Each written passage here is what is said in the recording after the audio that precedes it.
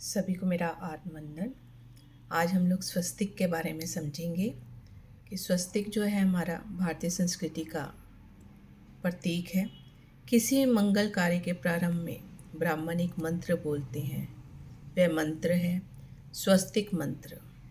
स्वस्ति न इंद्रो वृद्धश्रवा, स्वस्ति न पूषा विश्ववेदा, स्वस्ति न तार्क्ष्यो अरिष्टनेमि, स्वस्ति नो बृहस्पति दधातु। इसका मतलब क्या है? महान कीर्तिवान इंद्र हमारा कल्याण करे, विश्व के ज्ञान स्वरूप पूषा देव हमारा कल्याण करे, जिसका शस्त्र अटूट है ऐसा गरुड़ भगवान हमारा मंगल करे।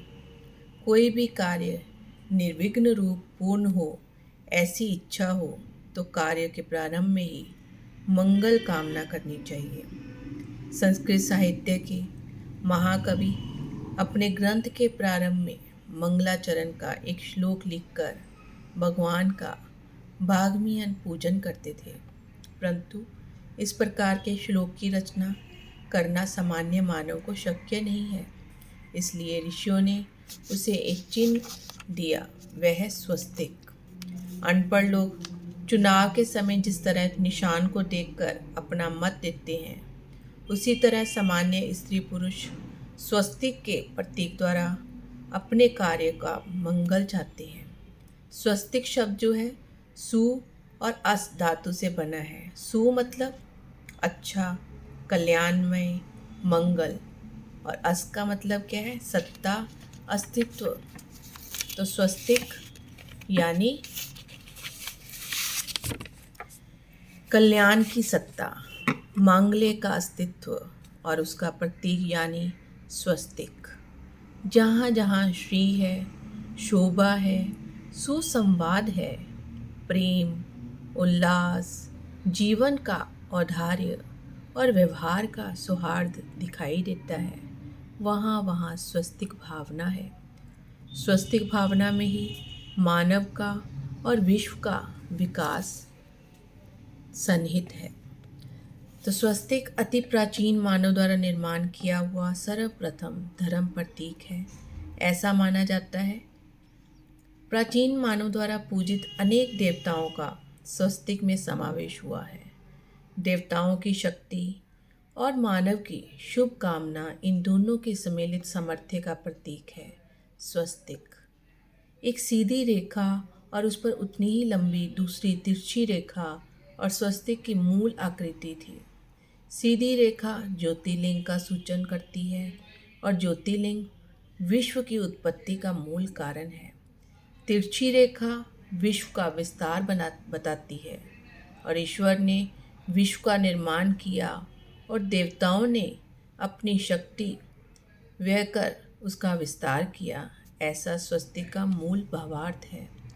एकमेव और द्वितीय ब्रह्म विश्व रूप में विस्तृत हुआ है। इस बात को स्वस्तिक की सीधी और तिरछी रेखा स्पष्ट समझाती है। ये मूल स्वस्तिक ही क्रॉस के रूप में आज भी ईसाई लोगों की उपासना में देखने को मिलता है।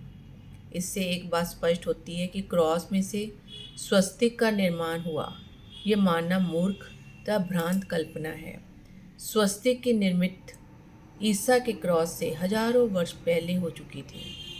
स्वस्तिक की चार भुजाएं यानी भगवान विष्णु के चार हाथ। भगवान विष्णु अपने चार हाथों से चारों दिशाओं का पालन करते हैं और भगवान के चार हाथ मुझे सहायता करने वाले हैं और चारों दिशाएं मुझे मेरे कार्य क्षेत्र की कक्षा का सूचन करती हैं। अमर कोश में लिखा है कि स्वस्तिक है सर्वतो भद्र। स्वस्तिक यानी सभी ओर से सभी प्रकार का कल्याण, सबका सर्व प्रकार से भला हो, ऐसा इस प्रतीक का भाव है। सबका कल्याण चाहना विशाल हृदय का चिन्ह है दोस्तों। परंतु सभी का मंगल हो, ऐसा केवल बोलने से काम नहीं चलता। इसके लिए मानव को कृतिशील बनना चाहिए। इस दृष्टि से विचार करने पर मालूम पड़ता है कि हिम्मते मर्दा मद्दे खुदा। इस कहावत का मतलब क्या है? स्वस्तिक समझाता है, स्वस्तिक की सीधी रेखा भगवान मेरे साथ खड़े हैं उसका सूजन करती है, और तिरछी रेखा मुझे उस भगवान के काम के लिए विश्व में घूमना है इस और मेरा ध्यान खींचती है। बहुत से विद्वान स्वस्तिक में देश और काल का मिलन योग देखते हैं, और स्वस्तिक का मध्य बिंदु देश और काल का मिलन बिंदु है।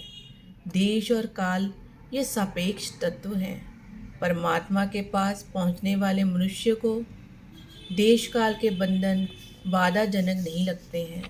देश काल अतीत आनंद ही सच्चा आनंद है, जिसकी अनुभूति मानव को समाधि के समय ही संभव है। स्वस्तिक का मध्य बिंदु यानी विष्णु भगवान का नाभि कमल या ब्रह्म का उत्पत्ति स्थान है। इससे ऐसा अनुमान हो सकता है कि स्वस्तिक सर्जन का भी प्रतीक है। स्वस्तिक के पीछे किसी न किसी रूप में मंगल में सद्भावना छिपी है। विवाह की विधि में भी स्वस्तिक का बहुत ही महत्व है। विवाह करने वाले पति पत्नी का जीवन सुखपूर्ण रहे, इसलिए दोनों को अपनी दृष्टि उस मंगल क्षण में स्वस्तिक पर स्थिर करनी चाहिए। नवजात शिशु को भी षष्ठी के दिन स्वस्तिक अंकित किए हुए वस्त्र पर सुलाया जाता है। बिछड़े हुए प्रियजनों का फिर से संयोग हो जाता है, इसलिए भी स्वस्तिक की पूजा करने की प्रथा कई स्थानों में प्रचलित है। दिवाली के दिन हिसाब वही का पूजन करते समय उसमें कुमकुम के स्वस्तिक निकालने के पीछे भी नया वर्ष सौभाग्य संपन्न, समृद्ध और मांगलिक बने, यही भाव निहित होता है। स्वस्तिक शांति, समृद्धि और मांगल्य का प्रतीक होने के कारण कई सौभाग्यवती स्त्रियां चातुर्मास में स्वस्तिक व्रत करती हैं। इस व्रत में रोज स्वस्तिक निकालकर उसकी पूजा करनी होती है।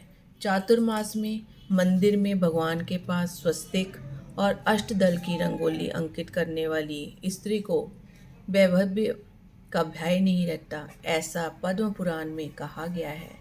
घर के दरवाजे के पास बहनें स्वस्तिक निकालती हैं, उसके पीछे भी यही भाव है। दरवाजे पर स्वस्तिक का चित्र चित्रित करके बहनें भावनापूर्वक ईश्वर से मांगती हैं कि प्रभु मेरे घर में जो कुछ अन्न वस्त्र इत्यादि वैभव आए उसे पवित्र रहने दो। अधर्म से प्राप्त किया हुआ वैभव जीवन में अनर्थ ही करता है। बाहर में हंसता हुआ लेकिन अंदर में रोता हुआ जीवन मुझे मान्य नहीं है। भारतीय नारी की इस मंगल भावना का मूर्तिमंत प्रतीक स्वस्तिक है।